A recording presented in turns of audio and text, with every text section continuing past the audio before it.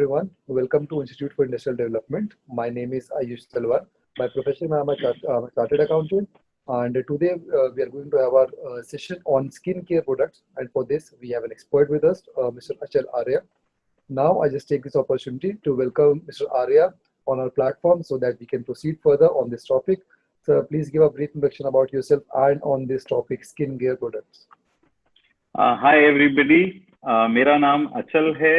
मैं प्रोफेशन से एक एंटरप्रेन्योर हूँ जिसने लगभग 15 साल पहले 2005 में अपना करियर शुरू किया था स्किन केयर प्रोडक्ट्स के साथ। और खुद ही हम लोगों ने मैन्युफैक्चरिंग का मार्केटिंग शुरू करी थी। हम लोगों का एक ब्रांड है एस्टा बेरी, जिसमें हम हर तरह के स्किन केयर प्रोडक्ट्स जैसे कि face wash, creams, lotion, sunscreen products, bleach, hair remover, हर तरह का स्किन केयर प्रोडक्ट बनाते हैं। और हम लोगों का खुद का ही मैन्युफैक्चरिंग फैसिलिटी भी है, तो उस हिसाब से हम लोगों ने धीरे धीरे करके ग्रो किया है अपनी मैन्युफैक्चरिंग फैसिलिटी को। तो आज थोड़ा सा आप लोगों के साथ शेयर करना चाहूंगा कि किस तरीके से एक स्किन केयर प्रोडक्ट्स को लॉन्च किया जा सकता है मार्केट में और उसके लिए क्या क्या रिक्वायरमेंट है।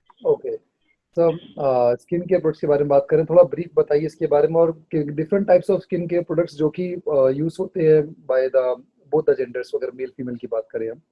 राइट, देखिए स्किन केयर, अगर हम स्किन केयर की बात करें तो स्किन केयर एक साधारण सा शब्द है जिसका मतलब है कि अपनी त्वचा का देखभाल करना। हमारी जो स्किन है वो बॉडी का सबसे बड़ा ऑर्गन है, largest organ of the skin, और उसकी केयर करना सबसे ज्यादा जरूरी इसलिए भी बन जाता है क्योंकि वही आपका सबसे ज्यादा दिखता है पार्ट। और स्किन को सबसे ज्यादा क्लीनलीनेस चाहिए होती है, क्लीनिंग चाहिए, उसके बाद मॉइस्चराइजेशन चाहिए, उसके बाद नरिशमेंट चाहिए। तो जितने भी प्रोडक्ट हमें ये सब देते हैं, क्लींजिंग, नरिशमेंट, टोनिंग और हाइड्रेशन, उनको मिलाकर हम स्किन केयर प्रोडक्ट्स कहते हैं। अब उसमें डिफरेंट तरह के प्रोडक्ट्स यूज होते हैं, जैसे कि सोप भी एक स्किन केयर प्रोडक्ट है, फेस वॉशेस हैं वो भी स्किन केयर प्रोडक्ट है जो कि आपकी क्लींजिंग में हेल्प करते हैं, एक्सफोलिएटर्स, स्क्रब्स आपकी स्किन के ऊपर से डेड स्किन सेल हटाते हैं, वो एक स्किन केयर प्रोडक्ट्स में आते हैं। क्रीम्स, लोशंस जो कि हाइड्रेशन और मॉइस्चराइजेशन देते हैं स्किन पे, रूखापन हटाने के लिए, स्किन को सॉफ्ट बनाने के लिए, वो एक स्किन केयर प्रोडक्ट का पार्ट आते हैं। और फिर फाइनली नरिशिंग के लिए मास्क या फेस पैक जिसको हम ज्यादातर कहते हैं, वो एक स्किन केयर का पार्ट आते हैं।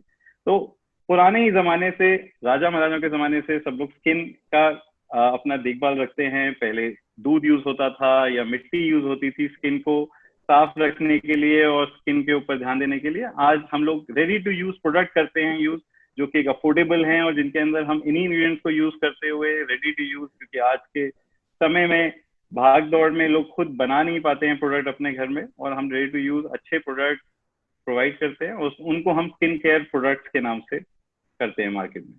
ओके सर, ऐसे कौन कौन से स्किन केयर प्रोडक्ट्स हैं जो कि वाइडली यूज होते हैं स्पेशली इंडिया में?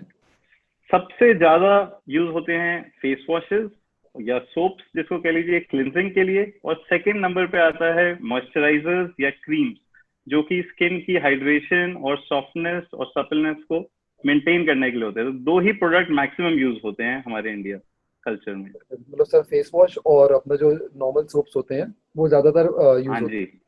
तो सर स्किन केयर वो ज्यादातर यूज होते हैं जी सर, स्किन केयर प्रोडक्ट्स की वैरायटीज काफी रहती है, तो इसका एक जनरल कॉम्पोजिशन क्या रहता है कि ये मटेरियल यूज करके हम अपना स्किन केयर प्रोडक्ट्स बना सकते हैं? देखिए स्किन केयर के अंदर डिफरेंट फॉर्मुलेशन हैं, वैसे डिफरेंट रहता है, लेकिन जो मेजर रहता है वो एक सर्फेक्टेंट है जिसके अंदर की जो सोप बेस के प्रोडक्ट्स होते हैं वो यूज होते हैं। एमोलियंट्स यूज होते हैं जो कि स्किन को हाइड्रेशन देते हैं, जैसे कि ग्लिसरीन एक एमोलियंट है, एक ऑयल्स भी एमोलियंट का पार्ट आते हैं। उसके अलावा प्रिजर्वेटिव्स यूज होते हैं जो कि हमारे स्किन केयर प्रोडक्ट्स को प्रिजर्व करके रखते हैं, जिससे शेल्फ लाइफ 3 साल की मिलती है। प्रोडक्ट में फ्रेग्रेंस यूज होता है जो कि प्रोडक्ट में अच्छा यूसेज में आपको अच्छी खुशबू देता है प्रोडक्ट। इसके अलावा कुछ एक्टिव इंग्रेडिएंट्स यूज करते हैं हम, जो कि आपके प्रोडक्ट्स आपकी स्किन टाइप के हिसाब से डाले जाते हैं और वो आपको स्किन के अंदर डिफरेंट बेनिफिट्स प्रोवाइड करते हैं, चाहे वो एंटी एजिंग का है या फेयरनेस का है या ऑयली स्किन को कंट्रोल करने का है, तो उस तरीके के डिफरेंट डिफरेंट प्रोडक्ट्स को हम यूज करते हैं फॉर्मुलेशन के अंदर। और मेजरली और एक सबसे जो मेजर है वो इमल्सिफायर रहता है, जो कि प्रोडक्ट को मिक्सिंग, सब इंग्रेडिएंट्स अच्छे से मिक्स हो उसके लिए हम एक इमल्सिफायर यूज करते हैं, जो ज्यादातर नेचुरल ग्रेड के ही होते हैं, और उनको हम डाल के यूज करते हैं, जिससे कि सारे प्रोडक्ट्स, ऑयल्स, वाटर, एक्सट्रैक्ट सब आपस में मिक्स हो जाते हैं अच्छे से। ओके, जैसे वाटर की बात करी तो इसमें सर हमारा डी आयोनाइज्ड वाटर यूज होता है या नॉर्मल मतलब वाटर यूज होता है? यस, इसमें हमें 100% डीआयोनाइज्ड वाटर ही यूज करना होता है, जिस वजह से कोई भी प्रोडक्ट में कल को माइक्रोबियल ग्रोथ ना हो, कोई फंगस ना हो, क्योंकि नॉर्मल वाटर के अंदर माइक्रोब्स भी होते हैं, लेकिन डीएम वाटर या डीआयोनाइज्ड वाटर के अंदर वो सब चीजें हट जाती हैं। सो ओके, तो सर ये डीआयोनाइज्ड वाटर हम प्रोक्यूर करते हैं या हम लोग अपने फॉर्मूले से या इसको नहीं, ये मोस्टली अंदर ही बनाते हैं। इसके लिए एक छोटा सा इक्विपमेंट आप लोग अपनी फैक्ट्री के अंदर ही लगाते हैं, डीआयोनाइजर या डीएम प्लांट कहते हैं इसको। ये छोटी कैपेसिटी, यानी कि 10 लीटर्स पर आवर के से जितनी बड़ी कैपेसिटी आपकी है, 1000 litres per hour, 5000 litres per hour, उस हिसाब से मैन्युफैक्चर हो जाता है और आपको मिल जाता है। बहुत ज्यादा महंगा नहीं होता है, तो मोस्टली लोग वाटर प्योरिफिकेशन सिस्टम अंदर ही लगाते हैं। ओके, जैसे आपने बताया कि emulsifier, surfactants and oil, other preservative use होते हैं, ये जनरल कॉम्पोजिशन है इसका। आपसे इसमें थोड़ा डिटेल में जाते हैं, तो इसमें ऐसे कौन कौन से या कितनी varieties of raw material are used in this particular industry? देखिए, रॉ मटेरियल्स की कोई लिमिट नहीं है, यूज करना चाहे तो। जैसे अगर मैं अपनी कंपनी में बात करूं तो आज की डेट में शायद मेरे पास कहीं 600 से लेके 700 रॉ मटेरियल्स के बीच में है, डिफरेंट। लेकिन एक बेसिक स्टार्ट अगर कोई बिजनेस कर रहा है तो वो लगभग 30 से 40 डिफरेंट रॉ मटेरियल्स को लेके कम से कम 12 से 15 डिफरेंट टाइप की फॉर्मुलेशंस बना सकता है। तो एक बेसिक शुरू करेंगे तो हाँ, उसको 2-3 तरह के एमल्सिफायर्स चाहिए, 2-3 तरह के उसको ऑयल्स चाहिए, नेचुरल ऑयल्स और मिनरल ऑयल्स।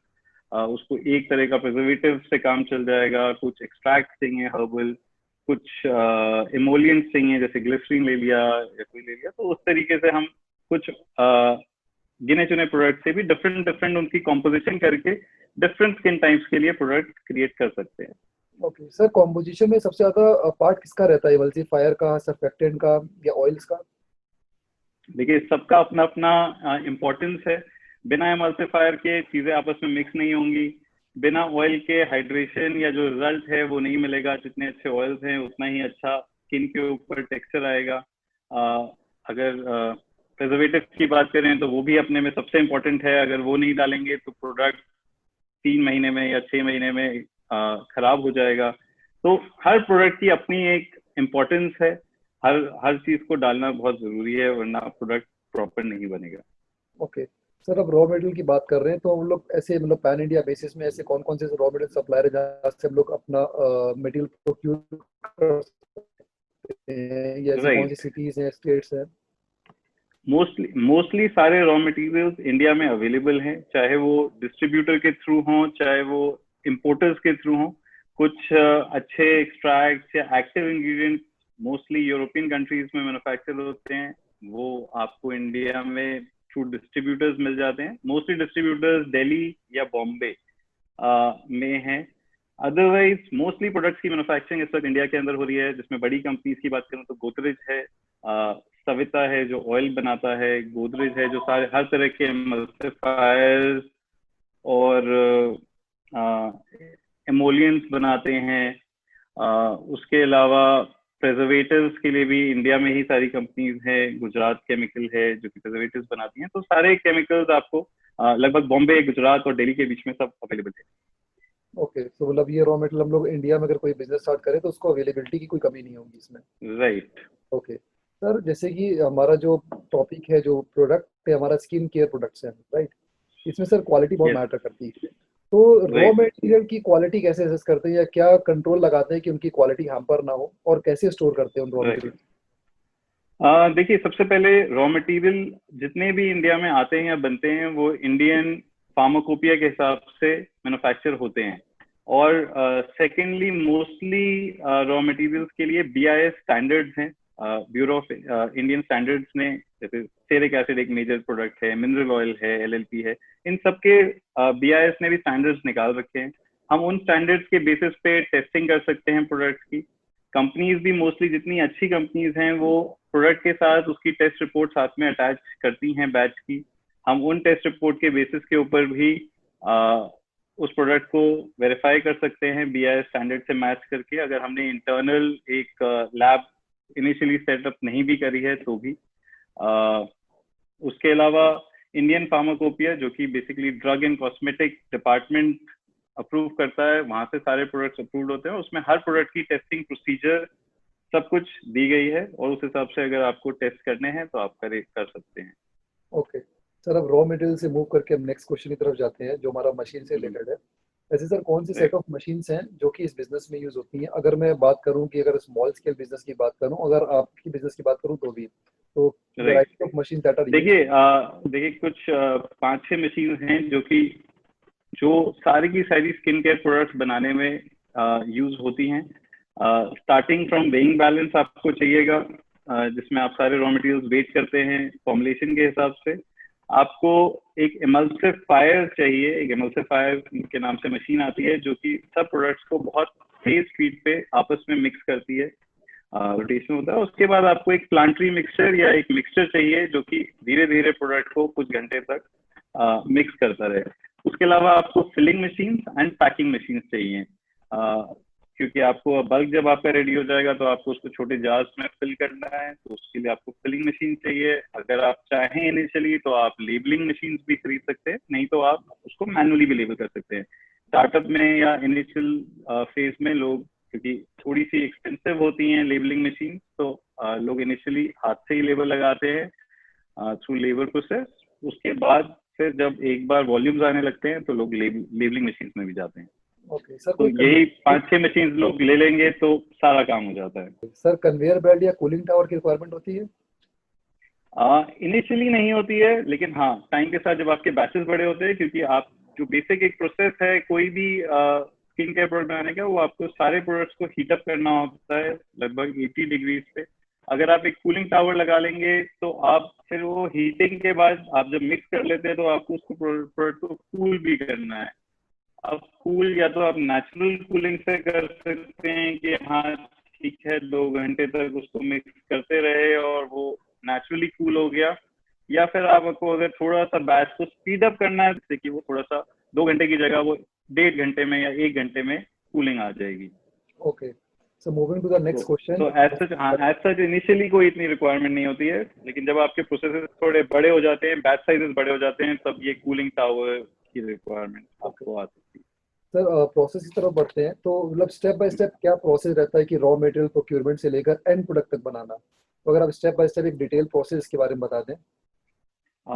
देखिए सबसे पहले आप रॉ मटेरियल प्रोक्योर करते हैं, उनकी अगर आप अपने यहाँ पे बेसिक टेस्टिंग जो करना चाहते हैं वो करते हैं उनके सीओ से, और फिर आप उसको एक जो सिस्टम है आप पहले अनटेस्टेड गोडाउन में उसको रखते हैं। जब टेस्टिंग हो जाती है तो फिर आप उसको टेस्ट पास गोडाउन या फिर रिजेक्टेड गोडाउन में रखते हैं। जो मटेरियल टेस्टेड गोडाउन में होता है आप उसी को दोबारा से यूज कर सकते हैं। फिर फॉर्मुलेशन के हिसाब से आप रॉ मटेरियल वेट करते हैं, और वेट करके बेसिकली ऑयल फेज जितने भी मटेरियल्स ऑयल के हैं उनको आप एक अलग वेसल में गर्म करते हैं, और जितने भी वाटर फेज यानी कि वाटर सॉल्युबल मटेरियल्स हैं उनको आप एक अलग फेज के अंदर गर्म करते हैं लगभग 75 to 80 डिग्री।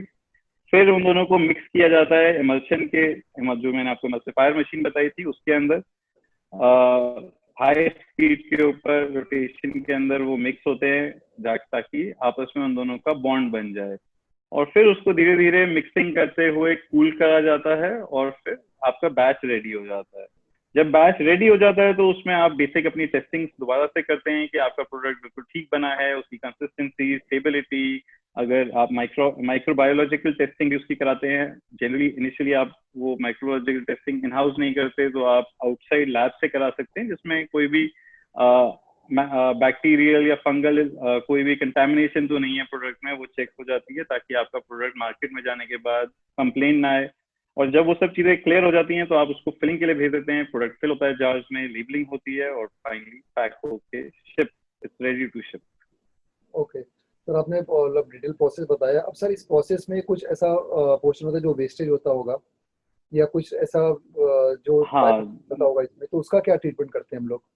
देखिए, इन प्रोडक्ट्स में कोई भी बाय प्रोडक्ट नहीं निकलता है, लेकिन हाँ जरूर है कि जब वेसल्स में, बड़े वेसल्स में आपने बैच लिया है तो कुछ ना कुछ प्रोडक्ट आप पूरा का पूरा निकाल नहीं पाएंगे, कुछ ना कुछ प्रोडक्ट ब्लेड्स के ऊपर या मशीन के अंदर लगा रह जाएगा। तो वो लगभग 2 से 3% वेस्टेज आप मान के चलिए होती है उस लेवल पे। और फिर कुछ ना कुछ लेबल वेस्टेज आपकी फिलिंग प्रोसेस और पैकेजिंग प्रोसेस में होती है कि आपने ठीक से फिल नहीं कर पाए या कुछ प्रॉब्लम आ गई है, तो वहां पे कुछ आपका प्रोडक्ट वेस्ट हो गया। तो वो भी लगभग 2 से 3%, तो ओवरऑल एक 4 से 5% का वेस्टेज रेशियो लेके चलना चाहिए, और वो एक तो इसका रेगुलर मतलब है। इस वेस्ट का ट्रीटमेंट क्या होता है? डिस्पोज ऑफ कर देते हैं या कहीं मार्केट में मतलब कि कुछ सेलर जाते नहीं नहीं, ये आप बेसिकली वॉश ही करेंगे, और वॉश करने के बाद आपको एक ईटीपी लगाना जरूरी होता है हमारे इसके अंदर। ईटीपी मतलब अफ्लुएंट ट्रीटमेंट प्लांट। हैं? तो ओके। बेसिकली ये सारा का सारा वेस्ट अफ्लुएंट ट्रीटमेंट में जाता है, क्योंकि हम इसको डायरेक्ट डिस्पोज ऑफ नहीं कर सकते। इसके अंदर बहुत सारे ऑयल्स हैं या एक्टिव इंग्रेडिएंट हैं जो कि डायरेक्टली रिवर में नहीं जाने चाहिए। तो हम उनको ट्रीट करते हैं अपने यहीं पे ईटीपी के अंदर डाल के, और उसमें से स्लज अलग कर ली जाती है जितना भी फैटी मटेरियल है या जो भी है, और वाटर को सेपरेट करके फिर हम वाटर को ड्रेन या अपने इन हाउस गार्डनिंग के यूज में लेते हैं। और बाकी स्लज को फिर एक फाइनल ईटीपी में एक मोस्टली सब स्टेट्स ने एक ऑर्गेनाइजेशन बना रखी है जहाँ पे उसको भेजा जाता है for further treatment. Okay sir, जैसे आपने पूरे प्रोसेस में बताया हमें, तो जब फिनिश प्रोडक्ट बन जाता है तो उसकी सर क्वालिटी चेक करने के लिए ऐसे कौन से टेस्टिंग इक्विपमेंट यूज करे हाँ तो जाते देखिए, हैं? मेन मेन जो बहुत टेस्टिंग इम्पोर्टेंट। हाँ इनिशियली करते हैं वो हम लोग पीएच सबसे ज्यादा इम्पोर्टेंट है। प्रोडक्ट का पीएच, पीएच। यस, पीएच देखना। ये बेसिकली प्रोडक्ट कितना एसिडिक है या अल्कलाइन है। हमारी स्किन का भी एक पीएच होता है, हर प्रोडक्ट का जो जो भी दुनिया में चीजें हैं हर चीज का पीएच होता है। हमारी स्किन का पीएच लगभग 5 to 7 के बीच में वेरी करता है। अब हमें जो प्रोडक्ट हम बनाते हैं अगर वो 5 to 7 पीएच से ज्यादा या कम होता है तो वो स्किन को इरिटेट करता है। तो जो भी हमें प्रोडक्ट बनाना है वो 5 to 7 पीएच के बीच का बनाया जाता है, और ताकि वो स्किन को इरिटेट ना करे, स्किन में कोई रैश ना हो। तो एक वो सबसे इम्पोर्टेंट टेस्ट है कि हम उसका पीएच चेक कर लें। उसके लिए एक छोटा सा एक इंस्ट्रूमेंट आता है जो कि बहुत एक्सपेंसिव नहीं होता है। तो उस इंस्ट्रूमेंट से हम लोग क्विकली 2 मिनट का प्रोसेस होता है, प्रोडक्ट का पीएच चेक कर लिया जाता है। और इसके अलावा बेसिक मेन टेस्टिंग ये करनी जरूरी है। इसके अलावा आप जितनी ज्यादा टेस्टिंग करना चाहें, product consistency, product stability, product की विस्कोसिटी। विस्कोसिटी मतलब कि प्रोडक्ट कितना गाढ़ा या पतला बना है। आपके डिफरेंट बैचेस डिफरेंट विस्कोसिटी के बन सकते हैं, जो कि एक प्रोडक्ट मार्केट के लिए अच्छा नहीं है कि आपका कभी क्रीम थोड़ी सी गाढ़ी बन रही है, कभी थोड़ी पतली बन रही है। तो एक विस्कोमीटर आता है जिसमें आप चेक कर सकते हैं कि हाँ मेरा प्रोडक्ट प्रॉपर उसकी विस्कोसिटी मेंटेन हो रही है कि नहीं हो रही है। और अगर उसमें कोई चेंजेस हैं तो आप थोड़ा सा फॉर्मुलेशन में चेंजेस करके, उस बैच में चेंजेस करके आप उसको ठीक कर सकते हैं। तो ये दो टेस्ट सबसे इम्पोर्टेंट है। उसके बाद जैसे मैंने आपको बताया एक माइक्रोबायोलॉजिकल टेस्टिंग है जो कि आप इन हाउस थोड़ी एक्सपेंसिव पड़ती है लैब मेंटेन करना और करना, तो आउटसाइड से करा लें किसी भी लैब से टाई अप करके तो अच्छा है। ओके सर, ये तुम्हारा फिनिश प्रोडक्ट बन गया। अब सर इसको बनाने के लिए आपने प्रोसेस एक्सप्लेन किया, इसमें मैन पावर रिक्वायरमेंट कितनी रहेगी? अगर मैं स्किल की बात करूँ और अनस्किल लेबर की भी बात करूँ, क्योंकि 3 से 4 मशीनें जैसे हमारी हाँ यूज जी, हो रही देखिए तो इसमें इसमें इसमें हाँ इसमें जो स्किल लेबर है वो आपको बेसिकली एक केमिस्ट तो चाहिए ही चाहिए, जो कि रिक्वायरमेंट है। आपको जो हमारे यहाँ पे अथॉरिटी है जो लाइसेंस देती है उसकी तरफ से 2 केमिस्ट की रिक्वायरमेंट है, एक टेस्टिंग और एक मैन्युफैक्चरिंग। ठीक ठीक। तो हमारी जो स्किल लेबर की रिक्वायरमेंट है वो हमारे जो ड्रग एक्ट है उसके हिसाब से दो लोगों की है, एक मैन्युफैक्चरिंग केमिस्ट और एक टेस्टिंग केमिस्ट या क्वालिटी अश्योरेंस केमिस्ट। इन दोनों की मिनिमम जो रिक्वायरमेंट है वो ये दोनों का बीएससी होना चाहिए, बीएससी डिग्री उनके पास होनी चाहिए। उससे अच्छी हो तो बहुत अच्छा है, लेकिन मिनिमम रिक्वायरमेंट बीएससी की है। तो एक मैन्युफैक्चरिंग साइड पे जो मैन्युफैक्चरिंग करता है और एक जो टेस्टिंग करता है, इन दो की है। उसके अलावा सारी की सारी अनस्किल्ड की है, बट कुछ कभी कभी आपको मशीन अगर आपकी ऑटोमेटेड है तो ऑपरेटर्स चाहिए जो फिर से स्किल्ड लेबर का पार्ट आ जाते हैं। तो अदरवाइज सिर्फ 2 केमिस्ट की रिक्वायरमेंट है। उसके अलावा आपको पैकिंग और मटेरियल हैंडलिंग के लिए अनस्किल्ड लेबर चाहिए। वो आपके साइज और कितने बड़े बैचेस हैं, कितना आपका काम है, उसके ऊपर डिपेंड करेगा कि कितने लोग आपको अनस्किल्ड। ओके, तो अगर सर हम इसको थोड़ा सा कंक्लूड करें तो 2-3 स्किल्ड लेबर चाहिए और 4 से 5 अनस्किल्ड लेबर चाहिए medium scale small scale business के लिए। Right right. Right, okay sir, ये तो हमारा मैन पावर वाला पार्ट हो गया। अब जो सबसे मोस्ट इंपॉर्टेंट सवाल आता है वो आता है सर कॉस्ट ऑफ इन्वेस्टमेंट। कोई भी एंटरप्रेन्योर या कोई भी बिजनेसमैन अगर इस बिजनेस में आना राइट। तो सर कितना इन्वेस्टमेंट उसको करना चाहिए, अगर हम बड़े स्केल की बात करें और अगर स्मॉल स्केल की बात करें कि कम से कम लागत में ये शुरू कर सकते हैं business including the working capital part. कोई बिल्कुल छोटे लेवल से अगर हमारे स्किन केयर फील्ड के अंदर एंटर करना चाहता है तो भी उसको मिनिमम कहीं 30 to 40 लाख रुपीस की रिक्वायरमेंट है, जिसमें plant and machinery and working capital की रिक्वायरमेंट उसको पड़ेगी। ठीक है ना, प्लांट एंड मशीनरी जिसमें से लगभग मैं कहूंगा कि 10 से 12 लाख रुपए के अंदर इनिशियली सेटअप हो सकता है। और बाकी उसको प्रोडक्ट्स, नंबर ऑफ प्रोडक्ट्स पे बहुत ज्यादा डिपेंड करता है कि कितने इनिशियली प्रोडक्ट लॉन्च करना चाहते हैं मार्केट में और कैसे करना चाहते हैं, लेकिन लगभग उसको उसमें ज्यादा इन्वेस्टमेंट लगेगी 17 से 18 लाख रुपए वर्किंग कैपिटल के अंदर प्रोडक्ट्स रॉ मटेरियल परचेज के लिए और पैकिंग मटेरियल परचेज करने के लिए। ओके, तो ये बाइफर्केशन है सर स्मॉल स्केल इंडस्ट्री का। 10 से 15 लाख की अपनी मशीन आ जाएगी और यस 15 से 18 लाख का अपना वर्किंग कैपिटल रहेगा।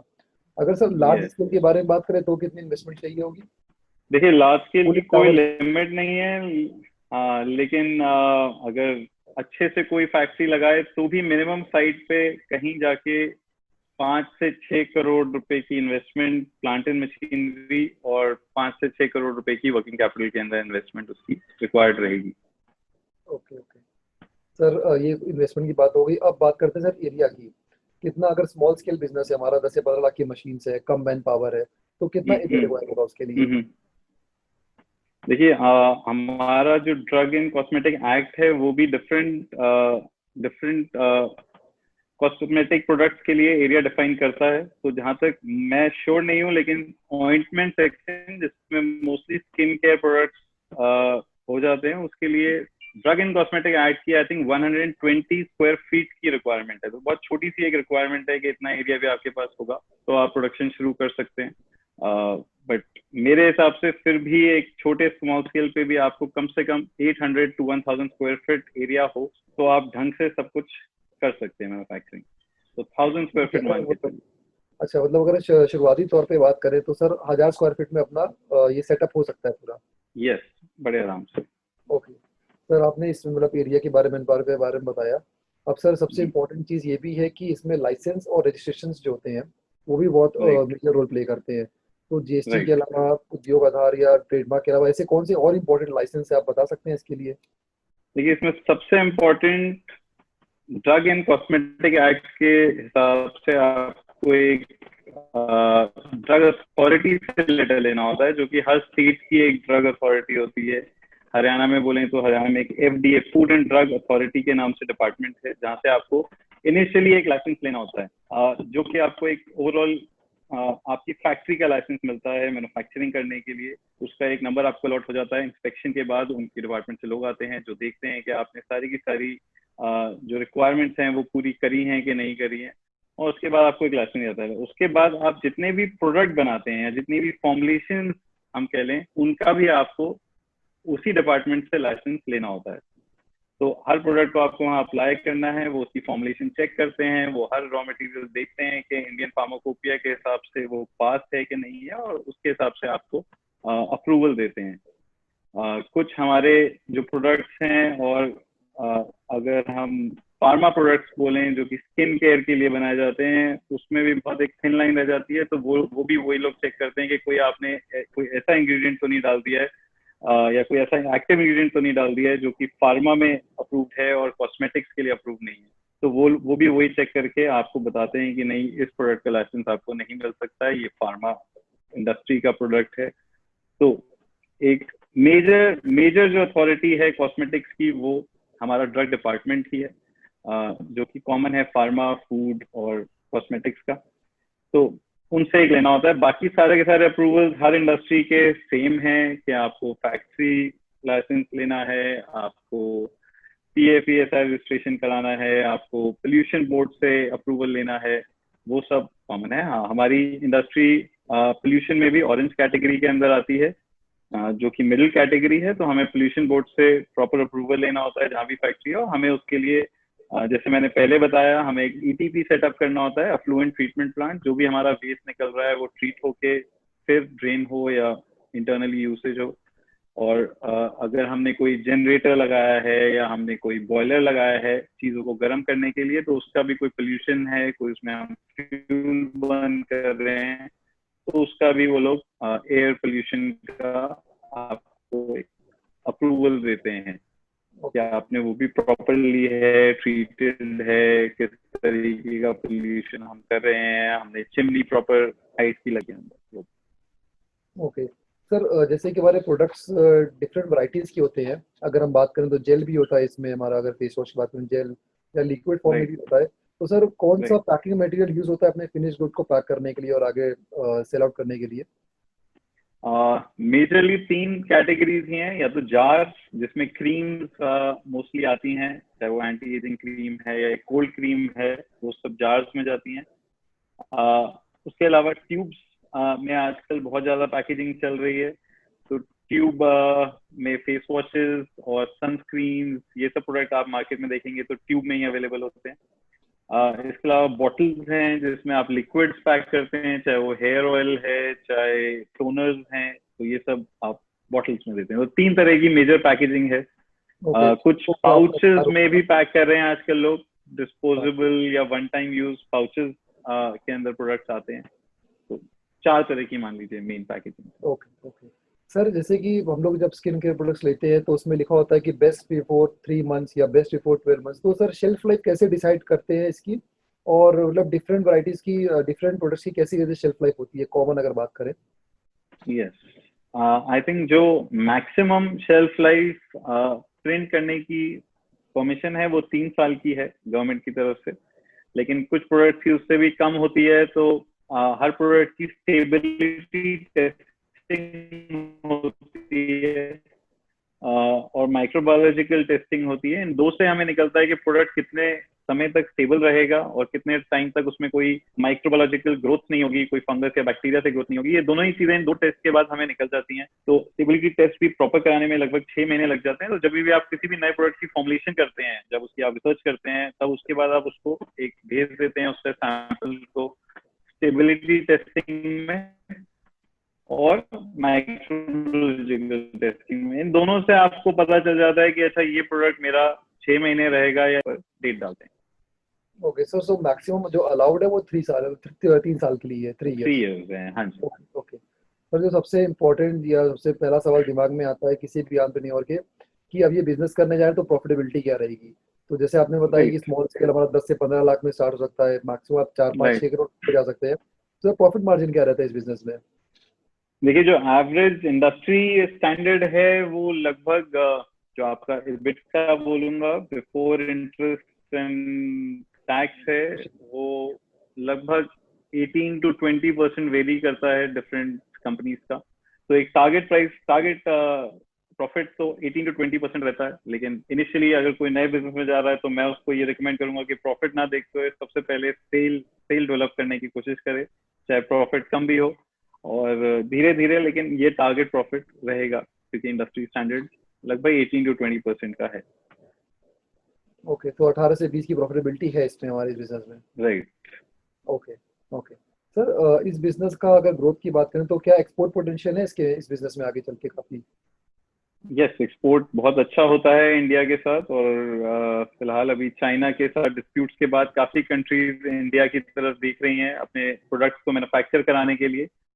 बट उसके साथ साथ काफी सारी प्रॉब्लम्स भी हैं एक्सपोर्ट करने के लिए, क्योंकि हर कंट्री के, अभी जो हमने बात करी लाइसेंसिंग इंडियन ड्रग डिपार्टमेंट से, वो इंडिया की है। लेकिन अगर आप इसको यूरोप में एक्सपोर्ट करना चाहते हैं, US में एक्सपोर्ट करना चाहते हैं, तो उन कंट्रीज के ड्रग डिपार्टमेंट से भी आपको परमिशन लेनी होती है अपने प्रोडक्ट को वहां पे भेजने के लिए, वरना वो अप्रूव नहीं है उस कंट्री के लिए। और उसके लिए काफी आपको टाइम और एक्सपेंस इनिशियली उठाना पड़ता है। तो वो एक जरूर एक रहता है एक प्रॉब्लम। अगर आप उसको क्रॉस कर सकते हैं तो मार्केट पूरी की पूरी है। लोग world over Ayurvedic products, herbal products India के काफी फेमस हैं और वहाँ के लोग चाहते हैं कि ये प्रोडक्ट उनकी कंट्री में आए। तो पोटेंशियल बहुत ज्यादा है। अगर आप एक बार वहाँ के लाइसेंसिंग अथॉरिटीज से अपने प्रोडक्ट्स को अप्रूव करा लें तो उसके बाद बहुत अच्छा सेल हो सकता है। Okay okay sir, marketing strategies क्या रहेंगी इस बिजनेस के लिए कि अगर कोई यंग एंटरप्रेन्योर है, शुरुआती तौर पे क्या मार्केटिंग स्ट्रेटजीज करनी चाहिए, या फिर ऑनगोइंग बिजनेस है तो फिर क्या मार्केटिंग स्ट्रेटजीज होंगी इस बिजनेस के लिए? देखिए, मोस्टली ये प्रोडक्ट इस वक्त 3-4 चैनल हैं जहाँ पे बिकता है। आजकल सबसे बड़ा जो बन गया है वो ऑनलाइन चैनल बन गया है। आप प्रोडक्ट को अमेजोन, फ्लिपकार्ट, इन सब जगहों पे बेच सकते हैं और इसके लिए आपको बहुत ज्यादा मैन पावर नहीं चाहिए, man power in the terms of sales team.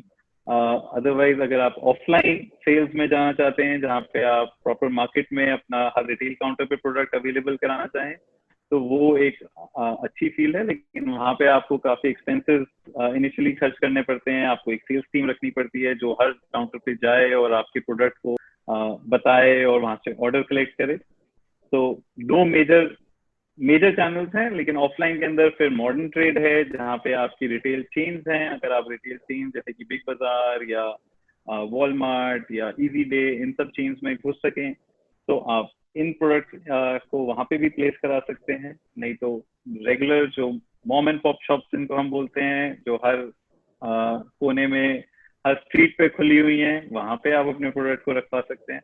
तो ये सारे ही चैनल्स हैं। इनिशियली अगर कोई नया बिजनेस है तो रिकमेंड करूंगा कि छोटे एक एरिया को पकड़ के पहले वहां पे अपने प्रोडक्ट को सक्सेस कराएं और फिर अपने एरिया को बड़ा करते जाएं। और नहीं तो आजकल ऑनलाइन एक बहुत अच्छा है जिसमें आप अकेले ही बैठ के कंप्यूटर पे प्रोडक्ट लिस्ट करके वहां से सेल शुरू कर सकते हैं। जी। आर्य जी, मेरा एक लास्ट सवाल है सेशन से रिलेटेड, वो है सर, सबसे बड़ा इम्पोर्टेंट जो राइट। चैलेंज आता है इस बिजनेस में, हर बिजनेस में कोई ना कुछ चैलेंज होते हैं, तो इस बिजनेस में सर शुरुआती तौर पे क्या चैलेंजेस फेस करता है एंटरप्रेन्योर या कोई बिजनेसमैन, और अगर वो अपना ऑनगोइंग बिजनेस है में आ गया है, उसके बाद ऐसे कौन कौन से छोटे मोटे या चैलेंजेस आते रहते हैं इस बिजनेस में? आई थिंक इस बिजनेस में मैन्युफैक्चरिंग करने के लिए कोई बहुत बड़े चैलेंजेस नहीं है। सब कुछ अवेलेबल है और अच्छे से आप कर भी सकते हैं। मशीनरी भी इजीली अवेलेबल है, रॉ मटेरियल भी इजीली अवेलेबल है। ड्रग लाइसेंस लेने के लिए भी बहुत ज्यादा आपको मेहनत नहीं करनी पड़ती, वो भी इजीली अवेलेबल हो जाता है। लेकिन है, इंडिया एक बहुत बड़ी कंट्री है, यहाँ पे बहुत हजारों ब्रांड्स हैं ऑलरेडी स्किन केयर के अंदर। इसमें से काफी सारे बहुत अच्छे से एस्टैब्लिश्ड ब्रांड्स हैं और जब आप अपना प्रोडक्ट मार्केट में लेके जाते हैं तो आपको इन सबके साथ compete करना होता है। तो आपको बहुत अच्छे से मार्केटिंग करनी आनी चाहिए, तभी आप आगे बढ़ सकते हैं। और ये चैलेंज हमेशा चलता रहता है, एक स्टार्टअप के लिए भी है और जो आदमी मिड लेवल पे भी है, क्योंकि मार्केटिंग हमेशा एक डिफिकल्ट पार्ट है।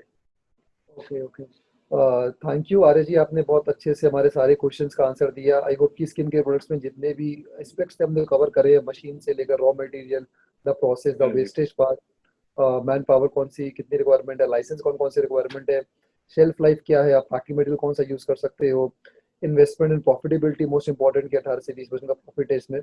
So thank you mister Arya for sharing your time with us and giving your expertise knowledge on this particular topic, skin care products. Thank you. Thank you very much. मुझे भी अच्छा लगा share करके अपने जो भी मैं अपने साथ अपने छोटे मोटे एक्सपीरियंसेस आपके साथ शेयर कर सका। और होप करूंगा कि आपके व्यूअर्स को और क्लाइंट को पसंद आए और वो उससे सीख पाए और कुछ टेक होम कर पाए कि कुछ अपने साथ घर ले जा पाए। ठीक है, Yeah. Thank you very much.